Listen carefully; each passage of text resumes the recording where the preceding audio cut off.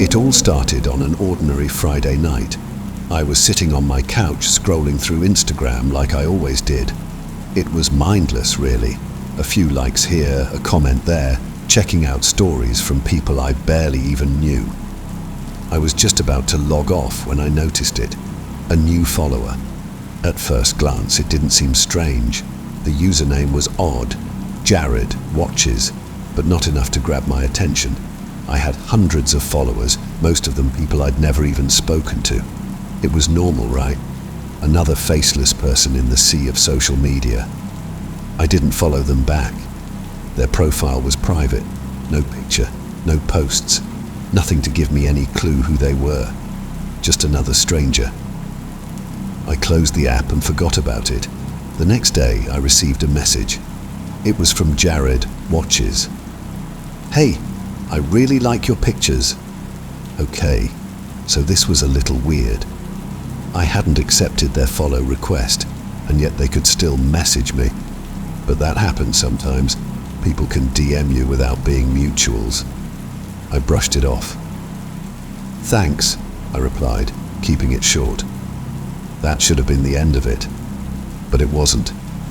They messaged me again the next day, and the day after that. Always small talk, nothing too creepy. At first.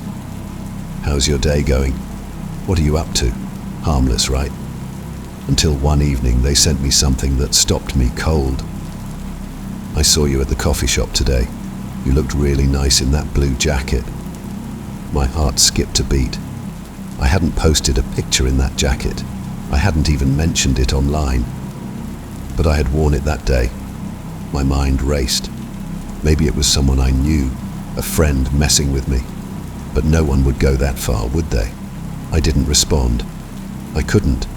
Instead, I scrolled through my past posts, trying to figure out how they could have known. There was nothing. Absolutely nothing. A week passed, and I didn't hear from them again. I tried to forget about it, convincing myself it was just a fluke. Maybe they'd seen me by coincidence. Then, late one night, my phone buzzed. A new message. From Jared Watches. This time it wasn't small talk. "I can see you." I froze. My room was dark, the only light coming from my phone screen. Slowly, I glanced around, my eyes darting to the window. The curtains were drawn, but that didn't stop the uneasy feeling crawling up my spine. "Is this a joke?" I typed, my fingers trembling slightly. They replied instantly. "No joke. You shouldn't have ignored me." My blood ran cold. I locked my phone and threw it across the bed. This was getting out of hand. I considered blocking them, but some part of me was too scared. If I blocked them, would they do something worse? Would they actually come after me? Days went by without another message, but the paranoia lingered. I started checking over my shoulder wherever I went. I avoided places where I thought someone could be watching, but nothing prepared me for what happened next. It was a Tuesday evening. I had just finished work and was heading to my car in the parking garage. The place was nearly empty, except for a few scattered cars. As I walked, the sound of my own footsteps echoed off the concrete walls, making me feel more alone than ever. Then my phone buzzed. Another message. "Jared Watches. I like your red shoes." I stopped dead in my tracks. I was wearing red shoes. Right at that moment. My heart pounded as I looked around, scanning the dimly lit garage. But I couldn't see anyone, just shadows and empty spaces. My hands shook as I typed out a response. "Where are you?" No reply.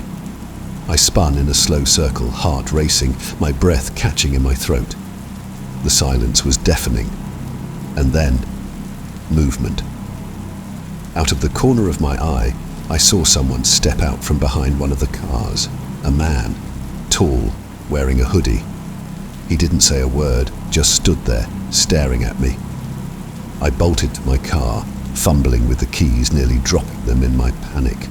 I could feel him behind me, his footsteps quickening as I yanked the door open and threw myself inside. I locked the doors, started the engine, and sped out of the garage without looking back.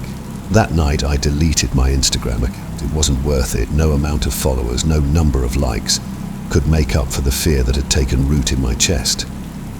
But even after deleting the app, I couldn't shake the feeling that someone was still watching me.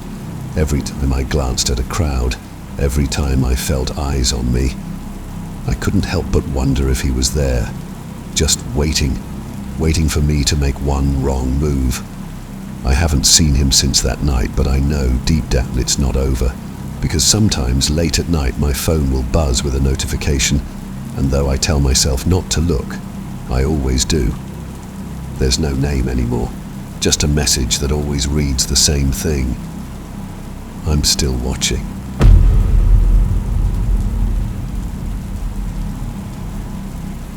It was just a casual Saturday afternoon when I got the idea. I wanted to post something different on Instagram, something that would get more attention than my usual stuff. A little more artsy, maybe even a little mysterious. I don't know why I cared so much, but I did. I spent a good hour setting up the shot, angled perfectly with the lighting just right. The caption was vague, just enough to make people curious. I hit post, sat back, and waited for the likes to roll in. Within minutes, I had a few reactions. People commented things like, "This is so cool," and "Love the vibe."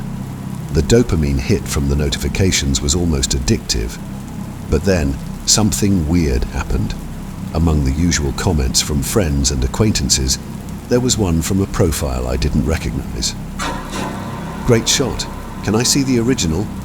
I paused, staring at the screen. The username was nothing special.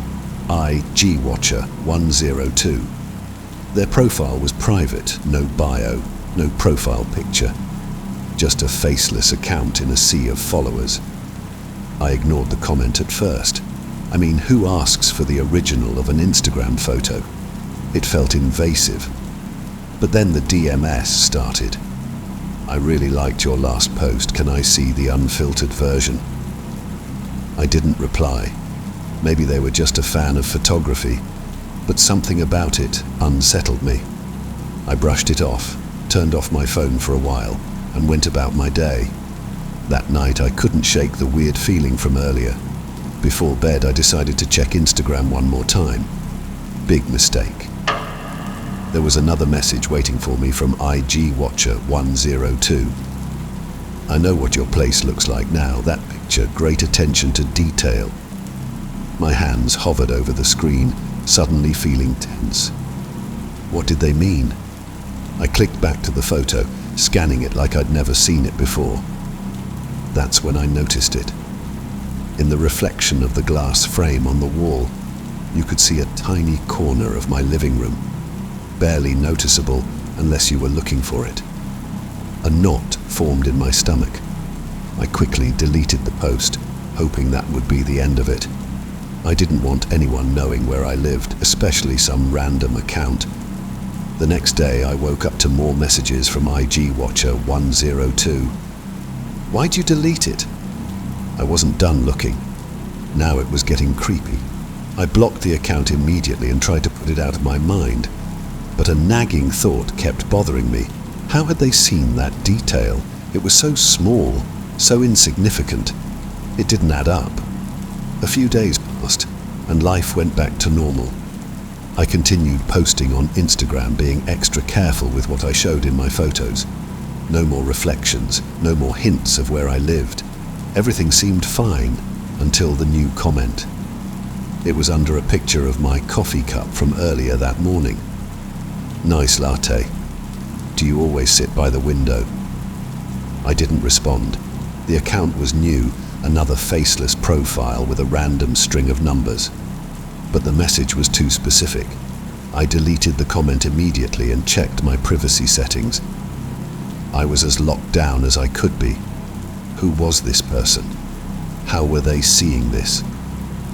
A few nights later, I was watching TV, trying to forget about the whole thing when my phone buzzed. A new DM. I almost didn't check, but my curiosity got the better of me. "Do you ever close your curtains?" My body froze. My curtains were closed. They'd been closed all night. I felt my skin prickle as I slowly looked toward the window. There was no way anyone could see inside, right? I got up, walked over to the window, and peeked through the edge of the curtain. The street outside was dark and quiet, nothing out of the ordinary. But that message, I couldn't shake the feeling that I wasn't alone.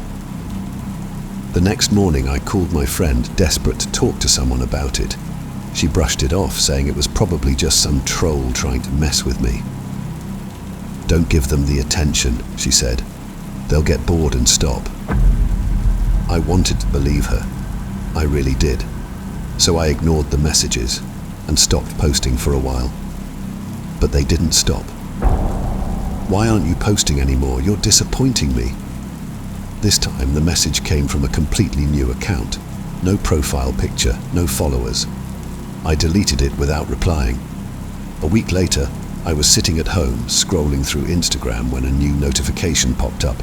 Someone had tagged me in a photo. Confused, I clicked on it, only to find a picture of myself. I was sitting in my living room, staring down at my phone, completely unaware. It was the same spot I was sitting in right now. My heart leapt into my throat. I bolted up, ran to the window, and threw the curtains open. But no one was there. The street was empty, quiet. The air felt suffocating as I scanned every inch, trying to find the person who had taken the photo. Another notification popped up, another tag. This time it was a picture of my front door, taken from just outside. I ran to the door, locking it, my hands shaking. I didn't even want to check my phone again, but I had to know. One more tag, one more picture. It was of me standing at the window, looking out, just like I had moments ago.